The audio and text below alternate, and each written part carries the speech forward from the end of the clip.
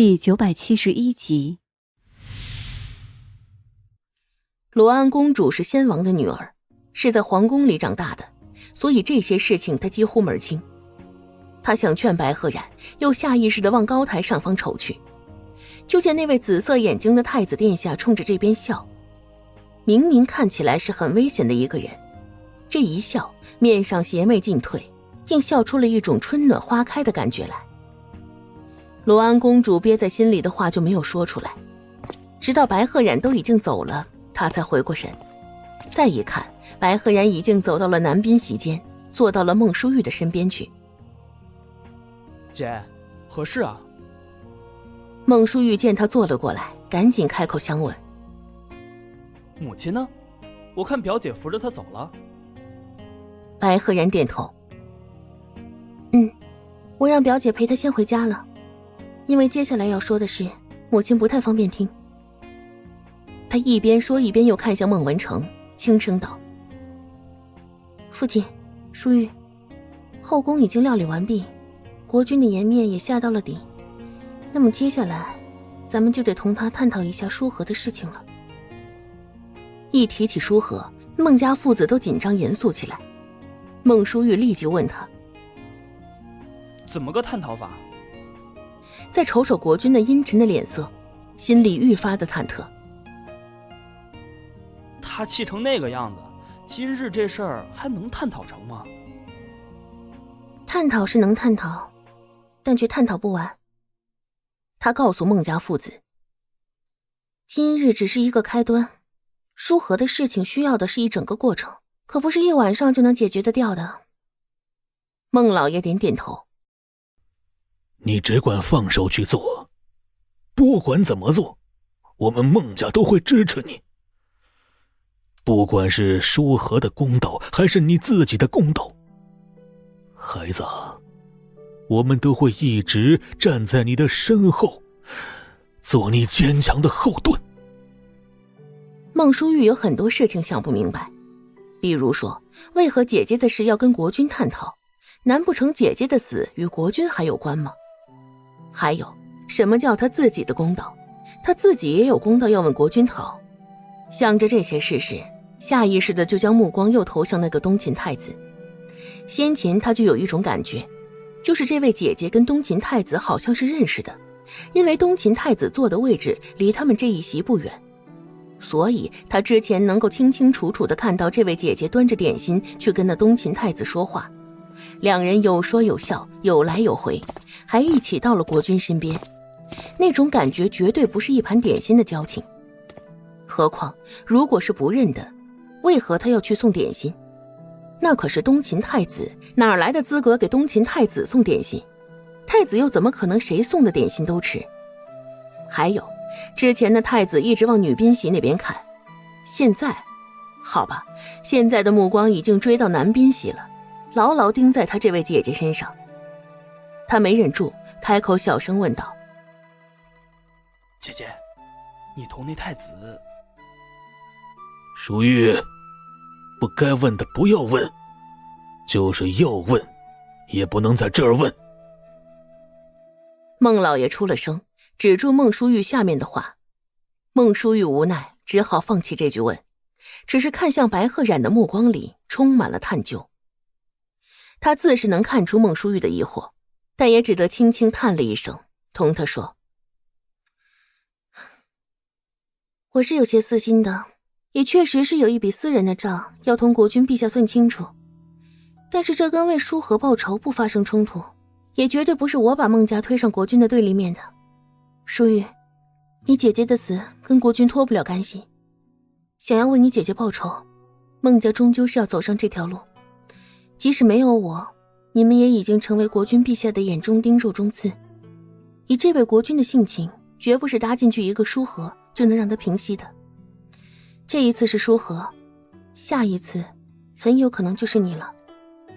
所以我与父亲商量过，这笔账得算，哪怕算得孟家体无完肤，也绝不能退让，因为让了也是死，往前冲，兴许还能冲出一条活路来。孟淑玉听得发愣，但也只是愣了一会儿，很快就明白过来白鹤染话里的意思。他姐姐的死是国君做的，原因是国君跟孟家有仇，所以不管孟家要不要为姐姐报仇，他们依然是国君陛下想要整治甚至全部铲除的人。所以现在没有退路，就只能硬着头皮往上冲，哪怕知道前面是龙潭虎穴，也绝不能退让。为姐姐报仇他能理解，他也一定要把这个仇给报了。可是孟家跟国君哪儿来的仇？他不解，低声开口问他父亲：孟家何时惹过国君呢？孟老爷叹气，伸出双手在脸上搓了2下，这才道：都是过去的事儿了，其实也算不得仇啊，只是国君的心眼小，所以把那个事儿记到了孟家账上。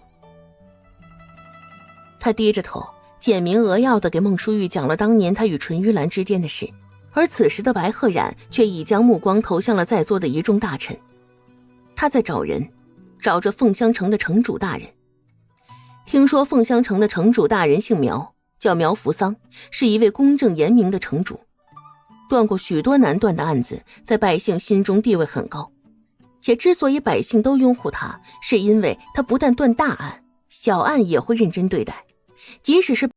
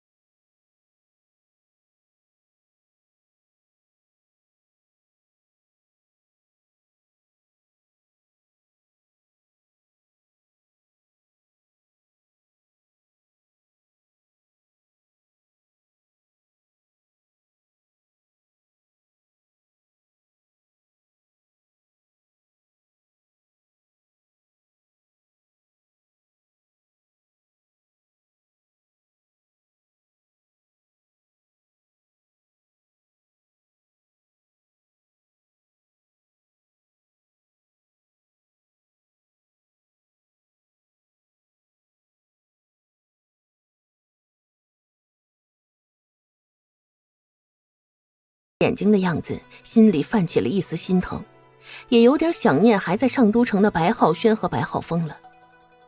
还有洪旺、真真、燕雨、灵犀，包括冷若男。以前总觉得自己是孤身一人，无牵无挂，直到现在才明白，原来在不知不觉中已经有了那么多在意和挂念的人。他转过头往高台上看过去，正好迎上君木林也看过来的眼，心中有些动容，唇齿开合，无声地说：待事情终了，我们就回家吧，我想家了。他点头，无声地答：好，我带你回家。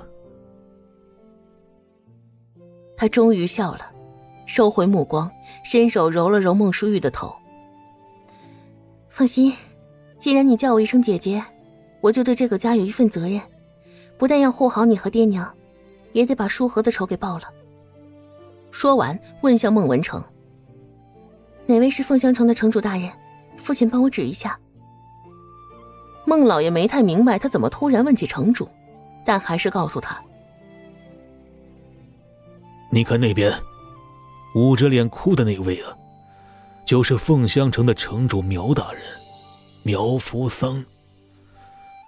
他的女儿数年之前也送进了宫里，但是已经疯了。你再看殿外。他又往外头指了指，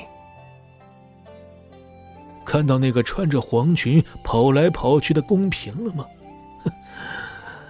那位就是苗嫔，疯疯癫癫的。我方才看到苗夫人到了殿外去，应该是去找女儿。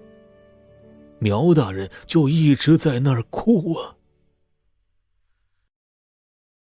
孟老爷一边说一边叹气。苗家的那个孩子我们都见过，比舒和大不了几岁。以前还经常到我们家里来找舒和、舒玉一起玩。这没想到一招进宫，换来的却是这么个结果呀。孟舒玉也道：是啊，刚才我还听苗伯伯一直在念叨着不公平不公平。唉，看来是看到了别人家的女儿好好的回了家，他们家的女儿却疯了，心里不好受吧。苗姐姐是他们家的独生女，除了这个女儿之外，苗伯伯和苗伯母就没有别的孩子了，所以他们很金贵苗姐姐的。当初他们想尽了办法不让苗姐姐进宫，可是没有办法，苗姐姐被选中了，只能走了进宫那条路。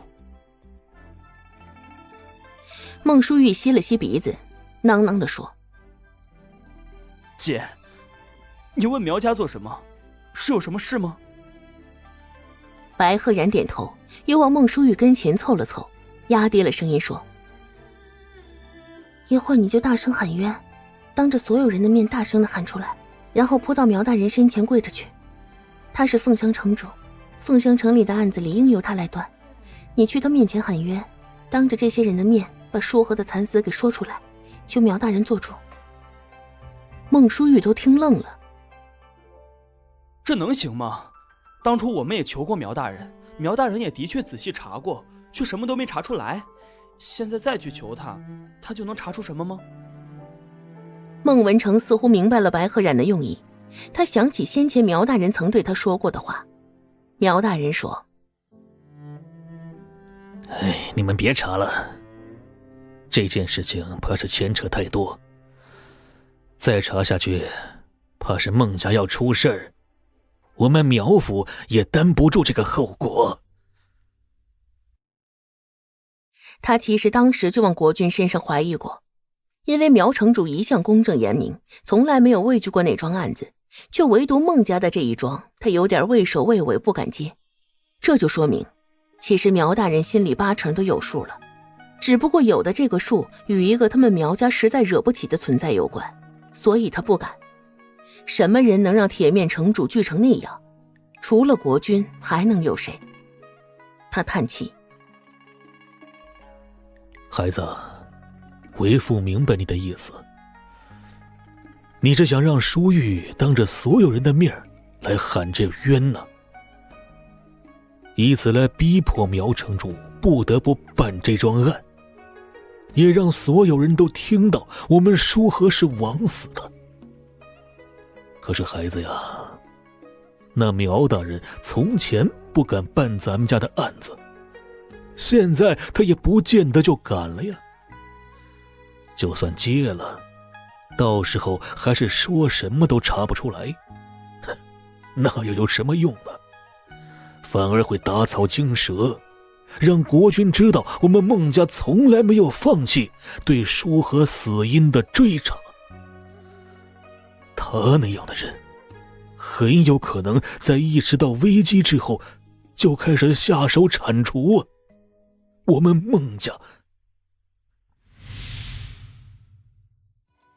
主子们好，咱家是您的贴身总管小路子陆青竹，这次啊就以太监江月的身份登场了，希望小主们不要嫌弃咱家嘴。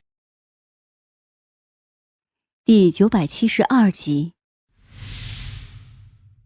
父亲多虑了。白赫然笑笑：我既然能让舒玉去喊冤，自然就有让那苗大人能认真接下这桩案子的把握，也有让国君陛下不敢动孟家的自信。相信我，舒和死亡真相很快就会水落石出了。孟舒玉真是不知道他哪来的自信，但也真是不知道自己怎么就那么相信他。这位姐姐说能让苗城主把这案子给接下来，还说能让国君不敢动孟家，这些听起来根本就不可能的事，经了他的口说出来，就变成了可能。至少他此时此刻认为是完全可能的。于是他下了决心。好，我去喊冤，其他的就交给姐姐了。说完又看向孟老爷，认真的道：父亲，我相信姐姐，也相信另一位姐姐会一直在天上保佑着我们，所以我们就放手去做吧。左右事情都已经这样了，再坏也坏不过姐姐惨死，咱们还有什么豁不出去的？说完扯了白鹤然一把，问道：是我自己去，还是你同我一起去啊？白鹤然站起身来：我同你一起去，你喊冤，我跟苗大人说句话。好。孟淑玉干脆利落，反正现在母亲也已经出宫去了，他们再怎么闹腾也不会闹得母亲不安。他离开桌席，朝着苗大人走过去，白鹤然亦在后面跟着。这一动正好入了淳于傲的眼，国君心里头咯噔一下，立即意识到怕是又要有事发生了，且这件事还跟孟家有关。孟家的事他太清楚不过了，他手里有一桩孟家的血案，血的不能再血的血案，至今他仍然能清楚地记得1个月前那一幕幕，能记得他是如何劫狱孟书河，如何将人凌虐，又如何把人割下头颅扔到了孟府门口，还有孟书河的尸身是扔到山里打算喂狗的。他想起几天前听闻孟家找回了孟书河的尸身，已经送到城外去落葬了，之后孟家并没有什么出奇的举动，他便以为是孟家认了这笔糊涂账，把这口气给咽了下去。可直到此刻他方才明白，孟家是能咽，但是有了白鹤染之后的孟家可就咽不了了。只要白鹤染在，一切就都有变数。孟家的事怕是不能悄无声息的了。他眼瞅着孟淑玉和白鹤染离席，一步一步走到了凤香城主苗福桑身边去，一时间还没反应过来为什么要去找苗福桑，直到孟淑玉跪到苗福桑面前大喊一声：城主大人，小民有冤，请城主大人为小民家里做主啊！淳于傲明白了，这是在喊冤，是在跟凤香城的父母官喊冤。孟家疯了不成？莫不是以为苗福桑真的想办这桩案子？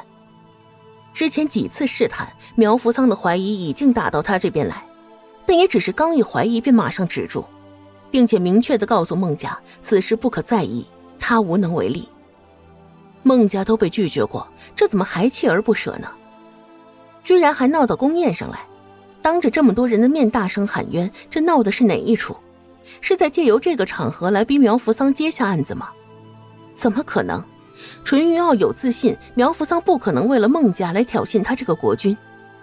可同时他也明白，孟家既然敢做，就一定是有几分把握的。但是孟家的把握来自哪里？他的心七上八下的，竟隐隐生出一丝担忧与紧张，这种情绪都落进君木林的眼底，看得他当时就笑了，开口问道：国君陛下看起来似乎很紧张啊，怎么着？莫不是臣民喊冤，跟你这位高高在上的国君也有关系？哎呦，这个喊出来的冤，该不会是你给的吧？一派胡言！淳于傲矢口否认。孤王怎么可能跟他们什么冤屈有什么关系？没关系，你紧张什么呀？国君陛下，你的脸都白了。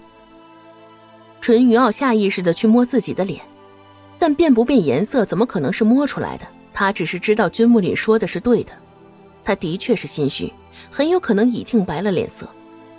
再看下方，孟淑玉的喊冤吸引了在殿的所有目光，好不容易又跳起来的歌舞又因为这一声喊冤而停了下来。对面女宾席的人也全都看向了这边，罗安公主甚至已经站起身往这边走来。城主苗福桑看着跪在面前的孟淑玉，直接就愣住了，怔怔地问他：你有何冤呢？孟淑玉大声道：是我姐姐的冤。凤香城人人皆知，我孟家嫡女惨死，被人割了头颅扔回了孟府门口，凶手直到现在都没有找到。前几日我们寻回了姐姐的尸身，和尸身和头颅一起葬了，可葬是葬了，这冤案却是不能了。孟府也不是无名小宅，堂堂孟家大小姐都能被人残害至此，还能让凶手逍遥法外，这岂不是要让凤香城人人自危？凶手能杀了我姐姐一个，就能杀了其他家里的姑娘。苗大人，您作为一方父母官，总不能眼睁睁地看着我们这样的惨案发生在凤香城，却袖手旁观，什么都不管吧？小民今日就是要为姐姐喊冤，请孟大人开堂审理，为我们孟家找出残害姐姐的凶手，并将之绳之以法，如此才算是一方父母保一方平安。他这话说得很有水平，经他这么一说，查孟书河的死因已经不再是他们孟家一家的事，而是整个凤香城所有人的责任。孟家嫡女尚且有这样的遭遇，那么其他府里的夫人小姐们呢？如果官府放任不管，任由那凶徒逍遥法外，那万一日后再残害别人怎么整？孟淑玉继续道：我父亲没什么官职在身，平日里就是赋闲之事。我们孟家自认为不是刻薄的门户，平日里也并没有与什么人结下身到害命的仇怨，所以我们认为这根本就不是寻仇，很有可能就是遇到凶徒了。这太可怕了，我姐姐的死只是一个开端，后续还有更多的人步我姐姐的后途。苗大人，您不能不管呢。听了这话的人们都反应过来，是啊，孟家不在朝，不为官，平日里就是靠孟家祖上的荣耀与贵太妃的亲戚关系过活，虽不至于太过低调，但也绝对是称不上高调的。孟老爷孟文成为人谦逊温和，甚少与人红脸，孟夫人就更不用说了，那是出了名的温婉善良。这样的人家怎么可能会跟人结下深仇大怨，怎么可能会让人报仇到家中女儿身上？所以孟书河的死就死得很蹊跷。起初他们也分析不明白到底人是被谁杀死的，可现在孟淑玉这么一说，他们才恍然大悟，原来根本就不是什么仇人，而是遇着了吉凶之人。这就太可怕了。就像孟淑玉说的，这种人是杀人不眨眼，也不需要任何理由的，他更不会被权势地位吓倒，甚至很有可能权势和地位还会成为他挑战的乐趣。孟书河的案子不破，他们家中的女儿就也一天都不安全，这怎么能是孟家一家的事，而是他们所有人的责任呢？杀害孟书河的凶手一天找不到，他们就一天都不得安生。于是人们开始附和孟淑玉的话，开始一起恳请苗大人立案调查。一时间逼得苗福桑是千难万难，他很想告诉孟家人，这个案子不是他不接，而是他不敢接。一旦他接了，很有可能他一家老小的命就都不保了，因为他曾经暗中调查过，可是结果却是种种迹象都指到了国君那里，这让他还怎么查？他无奈了。淑玉，你这是何苦呢？你这不是在逼你苗伯伯吗？孟淑玉倔强地跪在那里，再也不说一句话，但目光却十分的坚定，大有一种你不点头我就不起来的架势。这让苗福桑十分的为难，那个矛盾的滋味就别提了。就在这时，一名女子走到了他的身边，微微弯身，压低了声音同他说：苗大人是不敢接这桩案子吗？其实有什么可不敢的呢？你的女儿都已经是那副模样了，我不信你的心里对那个人没有半点怨恨，我更不信你没有做过想把那个人一刀捅死的梦。既然有同样的恨，那么为什么不能像孟家一样勇敢地站出来？为什么不能为你们的宝贝女儿报仇？难道苗大人当真不心疼独生女儿吗？难道苗大人看着殿外疯癫的女儿和一把年纪还追在后面跑来跑去的夫人，当真就没有一点心疼？苗大人，这么多人集体请愿，机不可失啊！苗福桑吓了一跳，心里猛地一哆嗦，下意识就扭头去看说话的这个人，结果看到的是一张本该陌生却又莫名其妙带着几分熟悉的脸。他想起这是孟家夫人新任的女儿，也想起他在宫宴刚开始时走上了高台，去给那东秦太子送了一盘点心。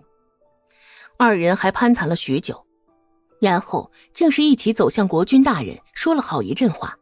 他不知道那时这位姑娘说了些什么，可现在他却清楚地听到对方在跟他说什么。给女儿讨个公道，这事儿他太想做了，且何止是讨公道，他就是要给女儿报仇。好好的如花似玉的姑娘，好好的送到宫里，结果不出2年就疯了。现在宫中又揭露了那样的丑闻，国君竟是变相的认了刑父一说，这让他如何能甘心？何止是不甘心，简直是恶心。就像这位姑娘说的，她做梦都想一刀捅死国君。可是在不是做梦的时候，她就不太敢了，考虑的也多了。不过这位姑娘说的也对，眼下这么多人集体请愿，还是孟家主动提出来的，那么他如果顺水推舟一下，国君也怪不到他的头上，毕竟他也是被逼的，机不可失啊。苗扶桑犹豫了，而白鹤冉在这时又说了一句话，彻底地巩固了苗扶桑要为孟家查案的决心。他说：你若好好办这桩案子，你女儿的疯病我给她治好。苗扶桑几乎以为自己听错了，疯病还能治？没听说哪个疯子后来又好了的。可是这个神秘的女子就是在认认真真的说这句话，他也听得清清楚楚。疑惑的目光投了过去，白鹤冉冲他笑笑：我说能治就是能治，只看苗大人如何选择。苗扶桑咬咬牙：只要能治好我的女儿，这桩案子本城主就接了。好。白鹤然点点头。那便请苗大人公正断案，找出残杀孟书和的凶手。说完这话，突然拉了孟书玉一把，二人来到大殿中间，冲着国君就跪了下来。孟书玉还不知道他这是为什么，白鹤冉就先开口了。他对着国君说：孟书和被害，京城人心惶惶，凶手风里来雨里去，不着一点痕迹，这让所有人都在为自己的生命安全担心。如今凤香城主不顾个人安危接下了这桩案子，孟家也因为报案而把自己推到了一个更加危险的境地。我们很害怕，所以还请国君陛下亲自派人保护。我们相信，只有在国君陛下的庇佑下，才能够平平安安地活下去。没有什么人敢在国君陛下的眼皮子底下生事的。毕竟这个国家，如果连国君陛下亲自保护的人都出了事，那哥布就真的是没有一寸国土是安全的了。淳于傲只觉得自己的火气又开始往上窜，但却不得不死命地压下去，因为已经有越来越多的人跪了下来，跟白鹤冉发出了同样的请求。白鹤冉还在说：请国君陛下不止保护孟家，还要保护城主府，因为苗大人接了这桩案子，行凶之人若是不想他办成，很有可能对他和他的家人下手。请陛下保护这样一个公正严明又不畏强权恶势的城主吧，他是我们全部的希望。朋友们好，我是本书男主君木林。对，没错，就是被白鹤冉迷得神魂颠倒的那个没出息的。希望在大家的支持下，我能反转地位，成功逆袭吧。陆青竹播讲。